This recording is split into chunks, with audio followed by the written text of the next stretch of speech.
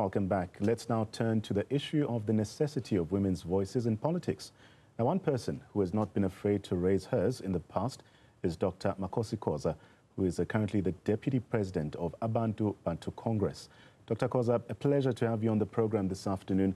So with your extensive experience in both public service and the private sector, how do you believe the political landscape has evolved regarding this representation and participation of women since you first entered politics? Well, I do think that there have been some gains in the last 30 years, especially when it comes to women, holding important positions. But as South Africans, we missed an opportunity of having the first South African woman president, and I think that he would be Dr. Nhlanhla Sehume. But if we look at the environment of politics in South Africa, it's definitely not friendly towards women. It's very hostile towards women. But we've got to fight on, we've got to push on, we've got to be resilient. So, given your background in economic development and finance as well, are there specific policies or initiatives that you believe are really crucial for empowering women economically, particularly in the context of South Africa's current political climate? The one thing that is of major concern to me in South Africa is how we have, we celebrate mediocrity. We are celebrating the fact that in 1994, we had 2.5 million social grant recipients. And I must also qualify that the majority of those are women.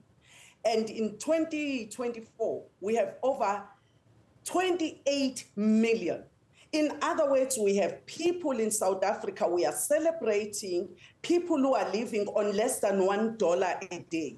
People who can only buy maize meal, 10 kg maize meal, and 5-liter cooking oil. And I am saying South Africa, the way South Africa is configured is really not predicated towards uplifting women. It's not predicated towards, ensuring that women they access these opportunities. And again, even political parties, of late, we can see political parties are increasingly not looking at the value that each woman that goes to parliament will add. They simply send a woman just to meet a particular quota. Whereas the fight right now is at a stage where so much has broken in this country. When you're talking about SOEs, you're talking about the infrastructure, you're talking about everything. The moral value system is just gone. So there is so much at stake, especially for us as women. And you can see that even with the increase of gender-based violence, women are being killed on a daily basis because everything in society has broken down, and the people that become the major victims are women. And so I'm saying we need to start looking at the caliber of women that we are sending in parliament. Yes, we need the numbers, but we also need substance as well. So, Dr. Khoza, throughout your career, you've been very vocal about combating corruption and even promoting transparency in governance. How do you see the role of women in really driving accountability, but also ethical leadership within political structures? You see, if you are a woman and you are involved in politics, I've learned, because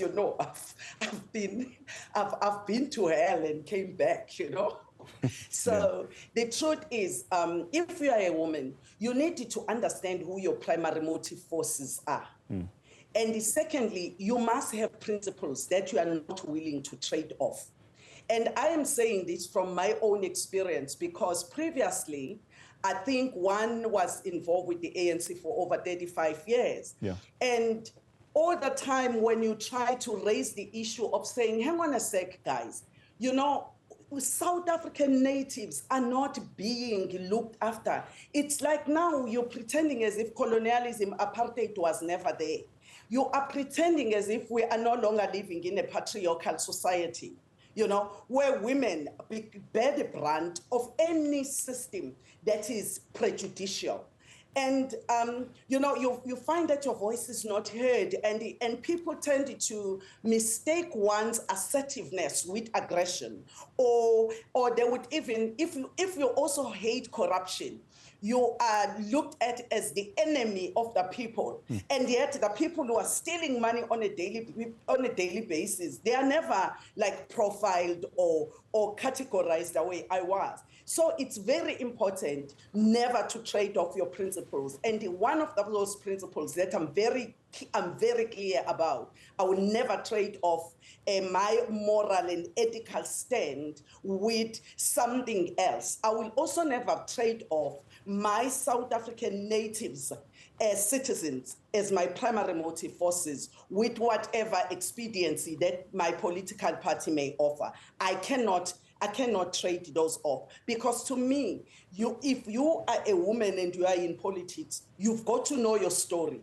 You've got to know what you wanted to achieve at the end of the day. Even if you die tomorrow, you must leave something behind for other women to look up to. They must say, you know what? You don't necessarily have to slip your way to the top. You don't necessarily have to accept corruption. You don't have to necessarily accept the ideology, to be confined to the ideological orientation that is inconsistent with what you would like to see in your ideal society. So I am saying women, they have a lot at stake, and I do believe that the more women voices we have in politics, the better the country we will have in South Africa. So to South Africans, you are seen as someone who has transitioned between different political parties. What insights can you share about the challenges and opportunities for women in really navigating political affiliations, but also importantly advocating for their priorities within the various political structures? You know, this is a very good question, especially today because it's Women's Day. And I want to say to all the women at home, happy Women's Day, and keep on pushing. You know, my own experience has been that if you are a woman, political parties tend to treat you harsher than they would with somebody, with another male counterpart. Probably it also explains why you will recall that when I was in the ANC, despite the fact that all of us there were a number of us. I mean, some of the people that were speaking out against corruption, people who were standing with me, Montli Kungubele, and there were so many others.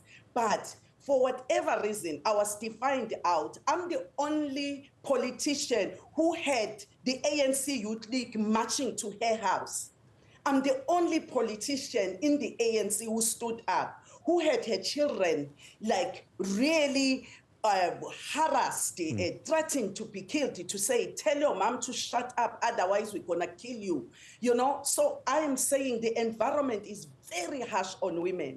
However, regardless of that, we need to start pushing, because the reality is that social change does not come without a price. There are those of us that must be willing to pay the price. For us to be where we are as South African native citizens, where we can vote, there were people who actually stood up and said, we don't want colonialism, we don't want apartheid system, we don't want to be discriminated on the basis of our skin color. And those people, that is why today we are living in this kind of South Africa, even though there is still a lot that we still have to fight for. So I am saying, even when I was at Action SA, it was the same kind of thing.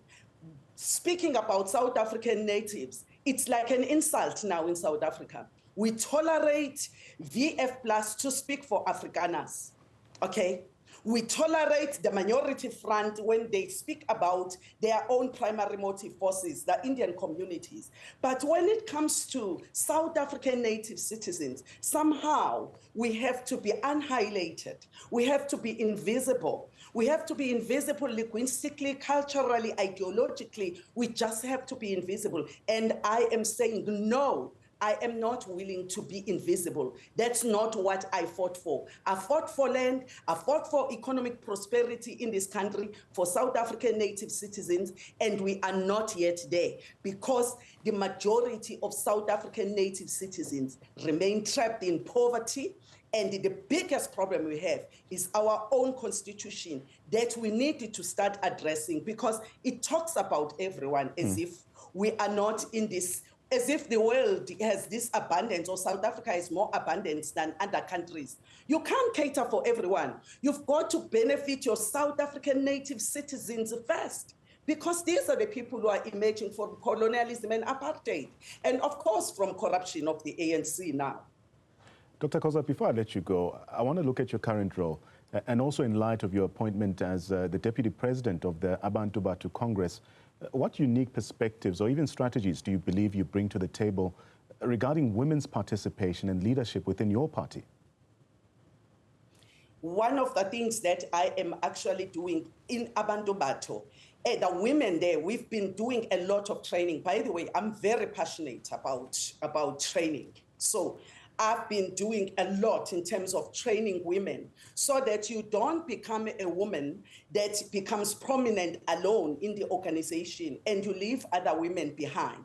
You've got to make sure that there is a second layer of women all the time that are going to be supplying leadership in the organization. But more fundamentally, we are also starting to make women understand their own ideological orientation. One of the things that we are putting forward as ABC is that we are realizing how South Africa, the ANC government, has actually committed the linguicide of the Bantu languages with disastrous consequences. As you know, over 80% of learners in grade 4 in South Africa cannot read for meaning. And we are saying as women, we need to actually start getting involved in changing the education system in South Africa and in elevating the languages of Bantus in particular as the tools of prestige and prosperity, and in demystifying mathematics, because you cannot claim to be in the global world when your pass mark, you are comfortable with a pass mark of 30% in mathematics.